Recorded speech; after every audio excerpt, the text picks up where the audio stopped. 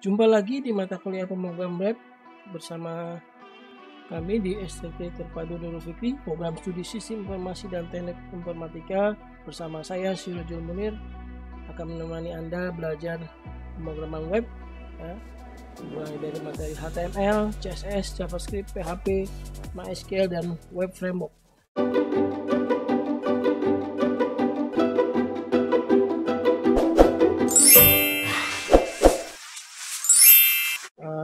Mata kuliah pemrograman web ini jadi lanjutan dari web 1, ya.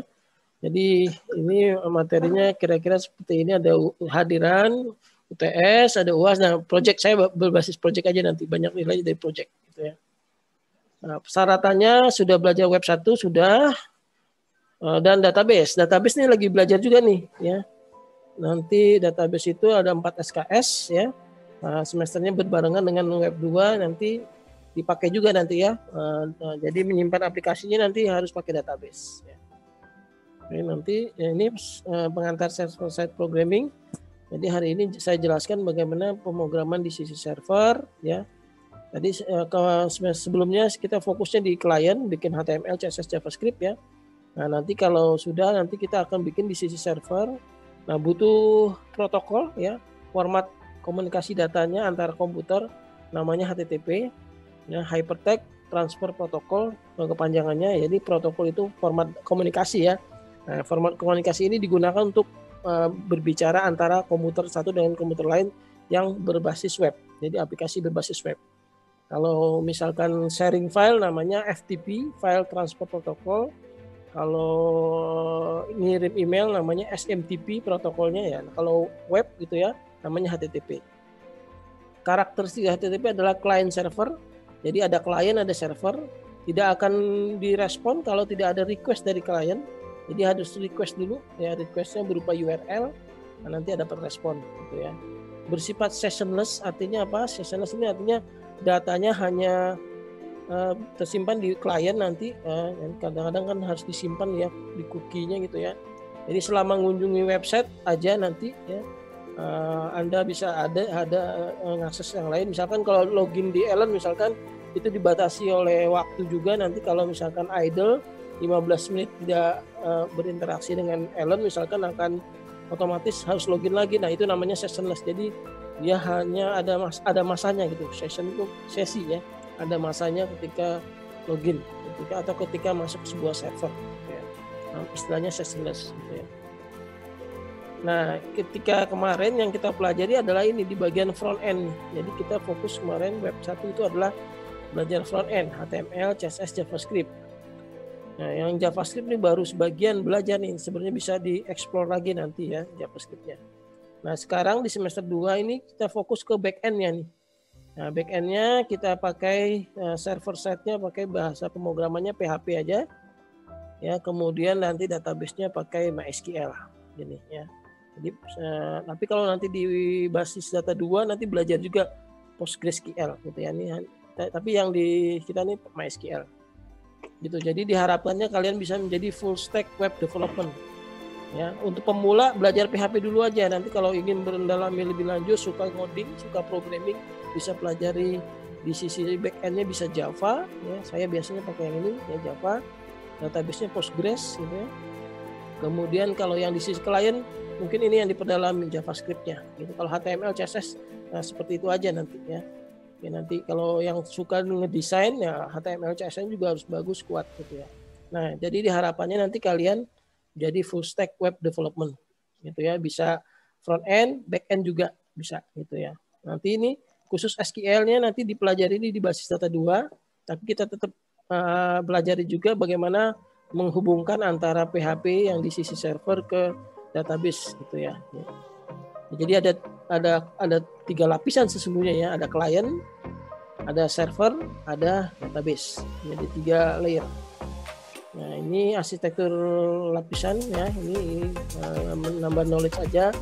Nah, sebelumnya awal-awal komputer ini hanya 1 lapisan, 1 tier. Kemudian berkembang menjadi 2 tier. Database-nya sudah mulai dipisah, tapi logic dan kliennya jadi 1. Ya, tapi sekarang kebanyakan seperti ini, 3 lapisan ya, ada klien, business logic, ada database. Ya, tadi yang seperti yang sebelumnya nih, full stack ya. Ada client, ada database logiknya di sini.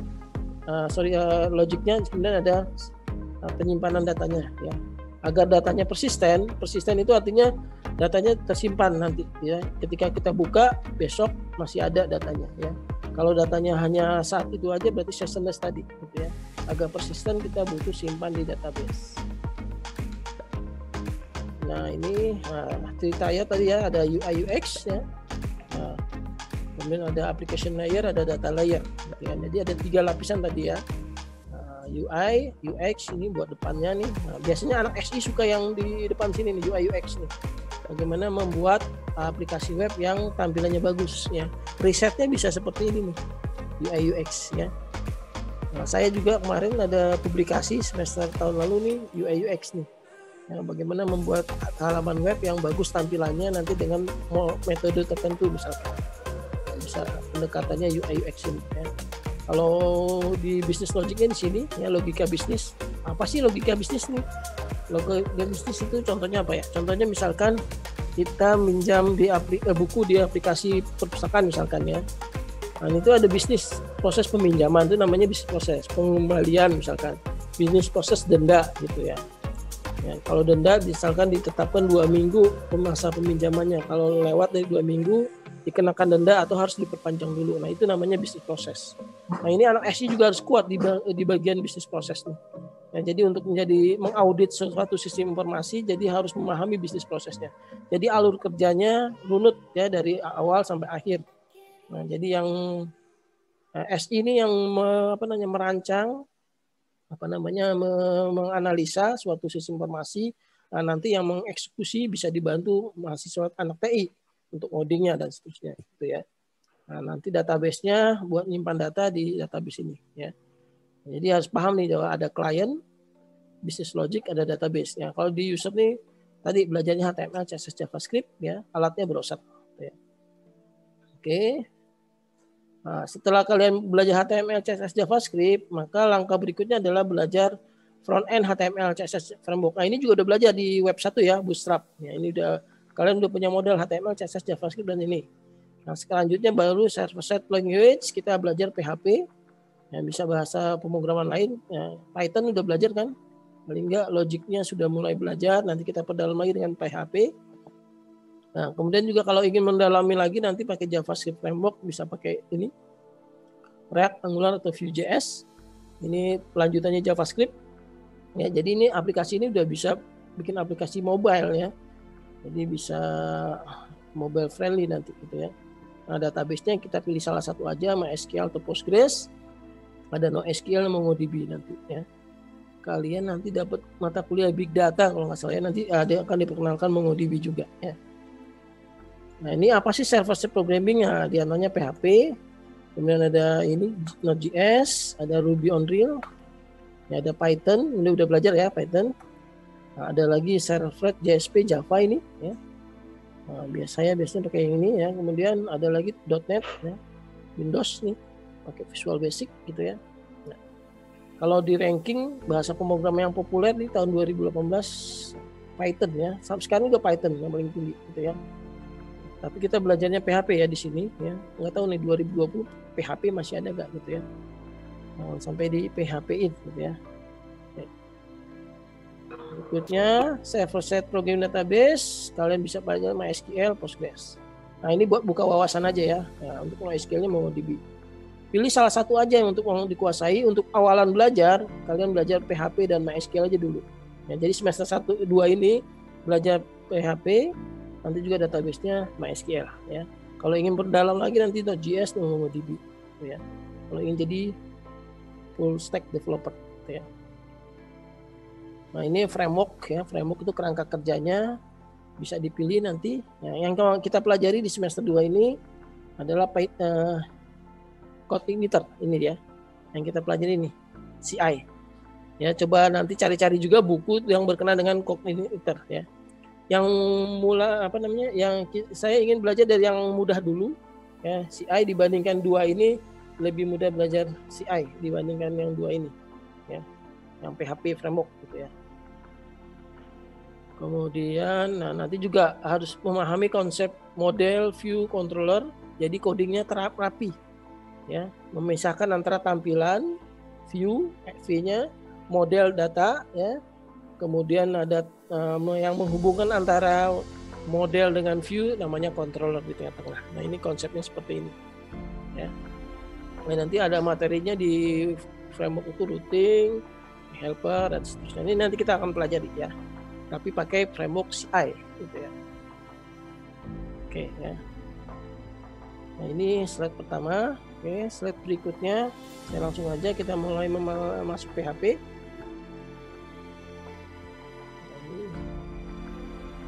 Oke, di slide kedua nih pengantar PHP programming. Jadi bahasa pemrograman PHP ini cukup terkenal sekarang ya. Jadi ini sejarahnya dimulai di tahun 94 ya. Jadi ini dikeluarkan oleh Rasmus Ledov di awal tahun 90-an. Anak 91 itu awalnya Linux, sistem operasi Linux. Dulu dikuasai oleh Windows dan Mac gitu ya. Tahun 91 muncul open source. Linux terkenal di situ, mulai banyak yang menggeluti di IT di sini ya. Akhirnya perkembangan booming IT cukup pesat di situ di tahun 94, di antara munculnya PHP gitu ya. Nah, ini PHP itu kepanjangan awalnya personal homepage, tapi sekarang bisa juga diartikan PHP preprocessor. Ya, P yang depan itu PHP, jadi looping. Ya, P-nya yang pertama itu PHP, Hypertext Preprocessor. Gitu ya. Jadi digunakan untuk bahasa interpreter untuk menganalisa query. Query itu pelajaran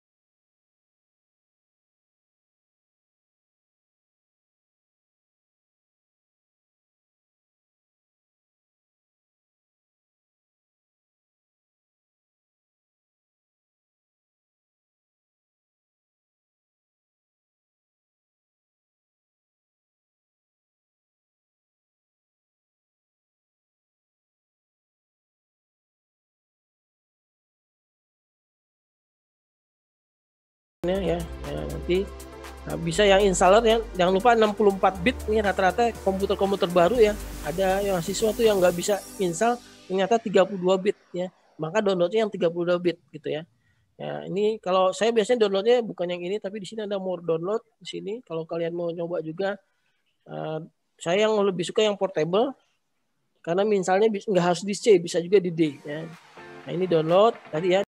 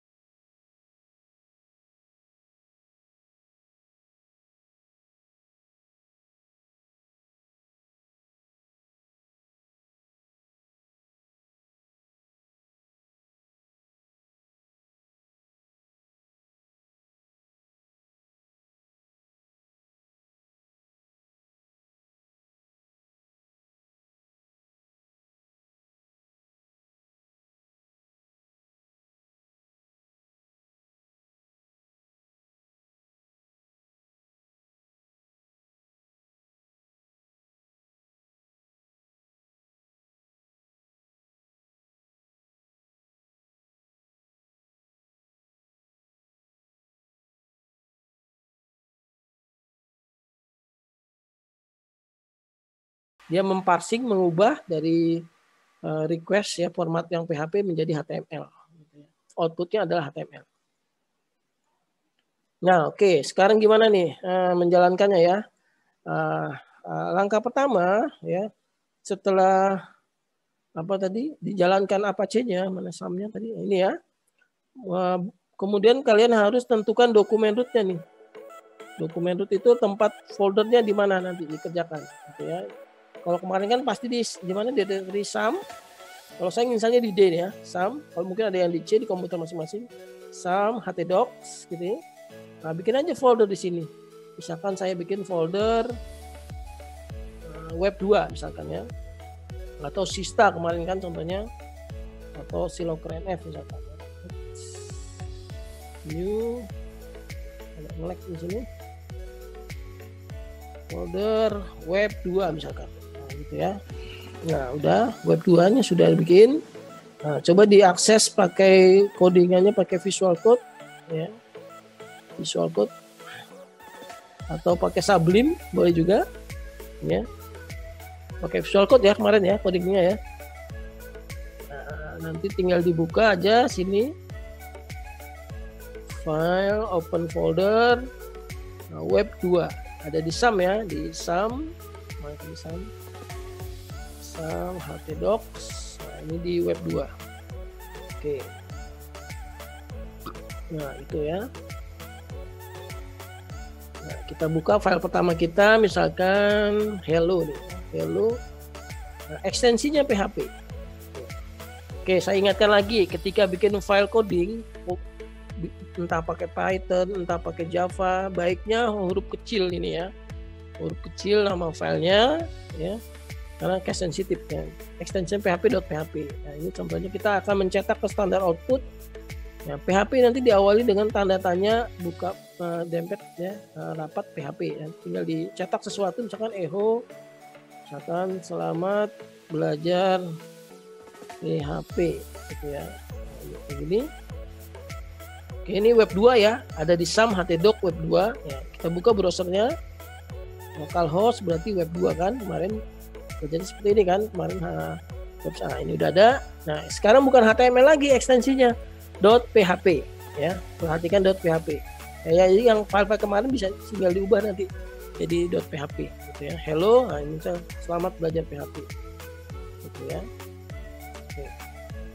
Nah, misalkan kita mau ngapain, misalkan di sini selanjutnya misalkan oh ya, langkah pertama setelah ini adalah bagaimana men-setting konfigurasi. Nah, ini dia penting nih ya. Jadi sebelum memulai kita harus setting konfigurasi ya. File konfigurasi yang akan disetting adalah file namanya filenya PHP ini. Ya, kalau di sistem Linux nanti dia ada di etc php 70 Apache PHP ini. Misalnya 72 berarti 72 di sini ya, atau 88 gitu ya. Nah, nanti kalau di Windows atau di ini kalian bisa buka file PHP ininya ya. Oke, kalau di Windows buka aja SAM control panelnya ini. Ya. Ini di Apache ada config sini ya. Config. Nah, ini ada PHP ini nih di sini nih. Nah, ini dibuka nih PHP ini. Klik. Nah, ini dia PHP ini dibuka. Nah, yang perlu diperhatikan apa tadi ada dua ini aja, dua baris. Display error dan error reporting. Oke, kita cek ini display error. Nah, cari aja di sini Ctrl V cari ya. Nah, apa tadi? Display underscore error. Nah, ini perhatikan di sini yang titik koma di depan jangan dihapus ya, dibiarkan aja. Cari yang tidak ada titik komanya gitu ya. Oke. Jadi pastikan ketika jadi mengoding ya, dalam fase pengembangan ini display errornya on. Nah, nanti kalau sudah production, ini ada production, bisa kita ubah jadi off. Production itu berarti kalau udah jadi webnya ditaruh di internet, di web server, nah nanti diganti jadi off, setelah on gitu ya. Nah, kemudian ini yang pertama saya ini defaultnya on, berarti sudah bagus, sudah nggak bisa kita ubah. Berikutnya adalah ini error underscore reporting. Nah, ini juga penting. Error nanti dicek ya masing-masing komputernya. Nah, di sini find next. Oh, kalau ke up berarti ya directionnya up. Nah itu ya. Ini dia error reporting. Nah ini saya sudah set nih kebetulan. Defaultnya biasanya ini aja nih. Nah biasanya EOL aja. Awalnya EOL aja ya. Ini defaultnya EOL aja biasanya. Ini saya contoh ya. Jadi saya balikan ke kondisi semula EOL ya. Kalau sudah jangan lupa di save file save. Nah ini karena konfigurasi, hati-hati filenya. Nah ini kalau mengubah konfigurasi harus di stop dulu, baru start lagi. Nah gitu ya. Oke. Nah kita coba di sini coding. Misalkan saya ubah codingannya sedikit aja. Misalkan mana tadi ini ya. Web 2 bukan web 2, web 0, web 1, web 2, oke. Nah, misalkan gini, echo dolar nama misalkan gitu ya. Ini nama tiba-tiba muncul nih ya. Nama tiba-tiba muncul. Kita coba akses sekarang. Nah, nanti ada error nih, notice gitu. Dikasih tahu sama dia ada nama tidak didefinisikan gitu. Kadang-kadang ini sebenarnya bukan error tapi sangat mengganggu ya. Nah, untuk menghilangkan notice ini maka nanti ada warning, ada yang lainnya deprecated juga ya. Caranya adalah diubah PHP ininya yang tadi ya. Mana PHP ini? Nih. Oke, ini kode 2 ya. Ini ya. Nah, nanti diubah, ditambahkan ini. EOL, ini deprecated tambahkan. Nah, di sebelah kanannya pakai dan, tambah dan, tilde, ya berarti abaikan notice, abaikan strict, abaikan deprecated, dan warning. Tambahkan warning. Jadi nanti tidak ada error notice lagi gitu. Jadi kalau muncul error notice berarti belum disetting sininya. Nah, karena saya sudah ubah save, maka saya harus restart lagi webnya. Stop, start. Nah ini nanti videonya ada tuh yang slide tadi ya, cara konfigurasinya yang saya share. Nah ini sudah nggak error lagi nih. Nah gitu. Ya, jadi yang pertama kali yang di setting itu dulu. Ini penting sekali di awal, di depan, biar nanti nggak ada pertanyaan gitu ya. Oke, saya lanjutkan dulu ya. Nanti kalian jawab. Nah ini script PHP itu diawali dengan lebih kecil tanda PHP ya. Nah, nanti ada tutupnya. Filenya berekstensi .php. Setiap pernyataan program diakhiri titik koma. Ya, jadi ada titik komanya nih di setiap pernyataan program. Nah ini titik koma gitu ya. Ya perhatikan tuh. Ya, kemudian kalau komentar pakai slash bintang slash ini komentar ya.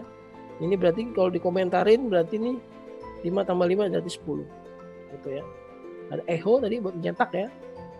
Nah, variabel ini tempat menyimpan nilai ya selama program berjalan. Agar persisten variabelnya maka perlu database. Gitu. Karena nggak persisten kita cukup di aplikasi. Nah, kalau di PHP variabel diawali dengan tanda $. Di depannya ada $. Kalau kemarin JavaScript tidak perlu. Python juga nggak perlu ya. Kalau PHP harus tambah $. Nah, ini aturannya. Nanti contohnya $nama, $alamat boleh. Dapat mengandung huruf, angka atau garis bawah boleh.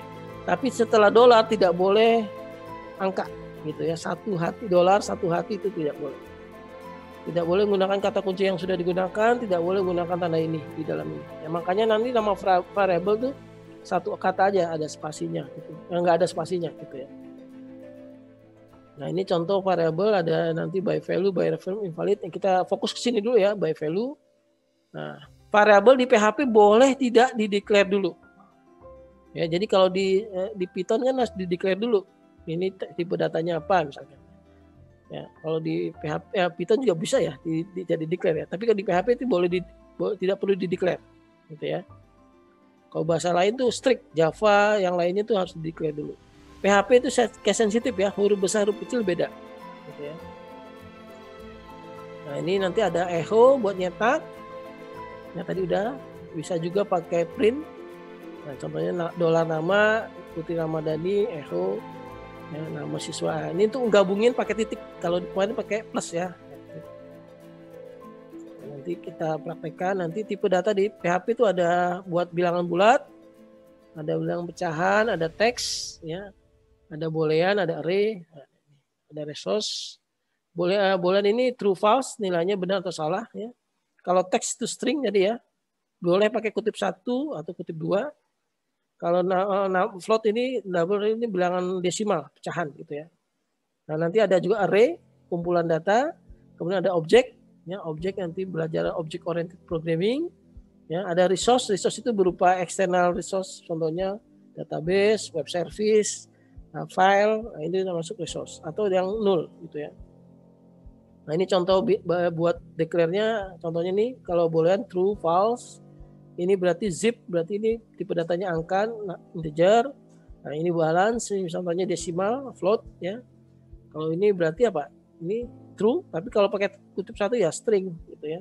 Nah, ini array, ini objek, nanti kita belajar, ada resource, misalnya buka file, ada null, ya. Ada konstan juga, konstan itu pakai ini. Define p 3,14 gitu ya. Ini nanti kita pelajari di praktikumnya nanti ya, dicoba-coba ya. Nah, ini kata kunci yang ada di PHP, sebaiknya nanti jangan digunakan ya.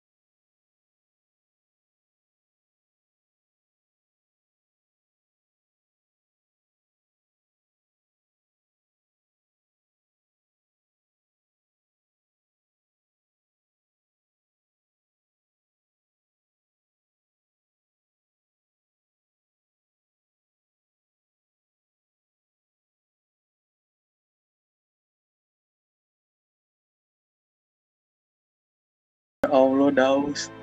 Jangan di-unmute saya ya. Ini contohnya ya, variable global PHP info gitu. Ini kata kunci yang ini nih, magic fungsi ya. PHP info. Oke. Dengan satu baris ini ya, nama filenya info, kita akses info di sini kan. Nah, ini versi munculnya ini ya. Nah, jadi versi yang kita gunakan PHP 7. Nah, nanti variable globalnya ada di bawah, nanti di sini ini. Variable ini global ya. Nah, contohnya ini pakai dokumen rootnya mana nih? Berarti server dokumen root ada di sini. Dokumen root. Ya, nama scriptnya mana? PHP self misalkan. Ini kita cetak ya. Kita coba ya. Jadi mana tadi codingannya? Saya balik lagi ke hello. Saya kasih HR lagi, horizontal rule. Buka PHP lagi. Ya. Kita echo, misalkan dokumen root. Dokumen root apa sih? Tempat meletakkan folder aplikasi web, server, dokumen root, huruf besar semua ya. Ini array sebenarnya. Echo br, nama file, apa nama filenya? Server php underscore save. Gitu ya. Kita save, tutup PHP-nya. Ya. Jangan lupa ada buka, ada tutup, berani memulai, berani mengakhiri, gitu ya, filosofinya gitu. Oke, kita coba di sini, hello. Nah itu dokumen rootnya di sini d_sum_htdoc. Nah ini variabel global ya, filenya di sini. Oke, mungkin saya sampai sini dulu deh, kalau terlalu banyak nanti pusing ya. Ini ya, oke, sampai sini dulu tipe data variabel. Ya. Nah nanti sedikit lagi deh ini string ini nanti boleh kutip 1, boleh kutip 2 ya, boleh kutip 1, boleh kutip 2 ya. Nah, ini contohnya kalau kutip 2 biasanya buat perintah query nanti. Oke, coba saya demokan sedikit lagi ya. Nah, ya Pak. Contohnya kalau pakai kutip 1 gimana sih gitu ya. Nah, contohnya nih ada nama nih, ini kutip 1 nih, $echo nama siswa. Kalau pakai kutip 1 saya hapus ininya. Dengan yang bawah nih, echo br, nama siswa, nah ini kutip 2, sorry, kutip 2. Jadi bedakan kutip 2 dengan kutip 1. Nah, kita coba perhatikan dua baris ini, 12 dan 13. Nah, 12, 13, ya, echo nama siswa. Nah kalau pakai kutip 1 akan dicetak apa adanya, berarti akan dicetak $nama. Tapi kalau di kutip 2 dia akan dicek dulu $nama udah ada belum. Oh sudah ada, namanya Alfian. Nah nanti akan dicetak sesuai dengan variabelnya. Save ini. Nah ini kan $nama. Jadi kutip 1 akan dicetak apa adanya. Tapi kalau kutip 2 akan dievaluasi. Secara logik lebih cepat mana? Kutip 1 apa kutip 2? 2. Kutip 1, kutip 2. Secara ngoding enakan kutip 2. Ya, tapi secara kecepatan kalau kutip 2 dia harus dievaluasi dulu. Jadi komputernya mikir dulu, oh ada variabel nama, berarti lebih lambat. Ya kalau kutip 1 akan dicetak apa adanya, gitu ya. Lebih cepat kutip 1. Nah, jadi saran saya nanti ngodingnya pakai kutip 1. Makanya saya pakai kutip 1 nih, ya kan? Kutip 1 pakai kutip 1. Kalau pakai kedua, kutip 2 simpel nih. Echo gimana? Nggak pusing nih. BR usia gitu kan, $umur gitu kan, lebih gampang gini ya, tahun. Iya. Tapi saya selalu ngodingnya pakai yang atas karena lebih cepat gitu ya, dengan kutip 1. Oke, sampai sini dulu deh nanti ya. Ada pertanyaan dulu, saya buka pertanyaan dulu. Mau nanya yang itu Pak, deklarasi yang tadi. Maksudnya itu gimana Pak, deklarasi itu? Oke, kalau membuat variabel kita harus deklarasikan dulu, kita siapkan dulu. Ini contohnya deklarasi variabel. Nah, ini deklarasi dan inisialisasi sini. Inisialisasi variabel. Kalau bahasa pemrograman lain harus di-set dulu nih. Nama ini variabelnya apa, tipe datanya?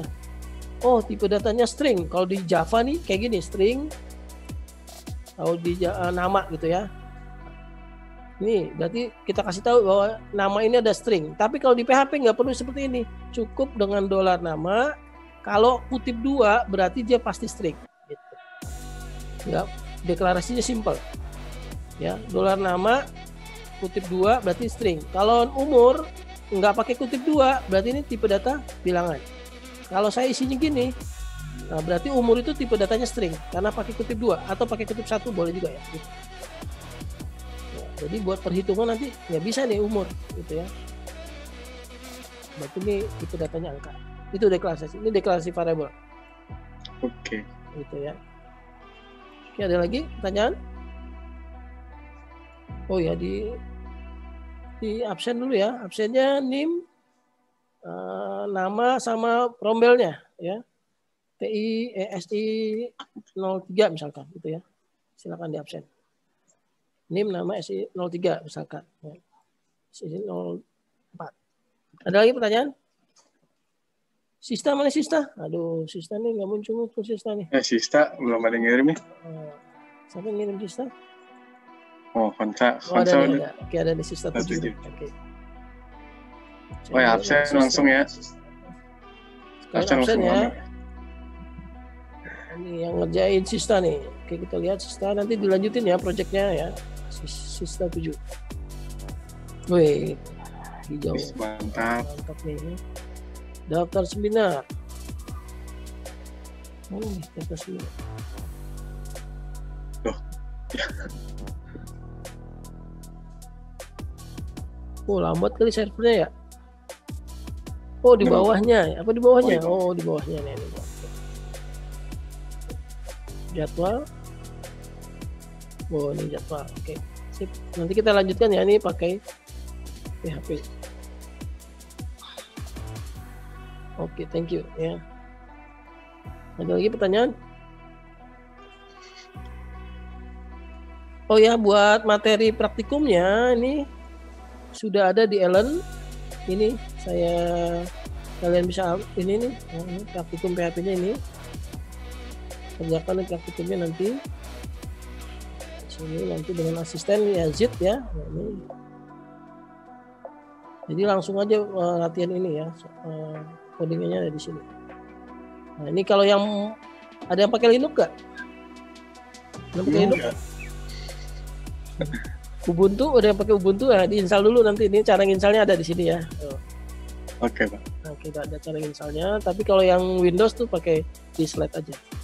Nah, ini program pertama nih ada yang tadi ya. Nah, ini ada, tinggal dicoba-coba aja nih yang di sini. Ya. Oke. Ya, Oke. Baik, kalau tidak ada pertanyaan saya akhiri nih untuk hari ini ya. Ya. Oke, semoga masih tetap semangat ya sampai ketemu minggu depan ya. Tidak ada pertanyaan lagi ya. Kalau ada pertanyaan di grup WA aja ya. Oke. Sama nanti tanya Yazid kapan praktikumnya ya. Saya tutup hari ini dengan baca hamdalah. Alhamdulillahirobbilalamin. Wassalamualaikum warahmatullahi wabarakatuh. Amin.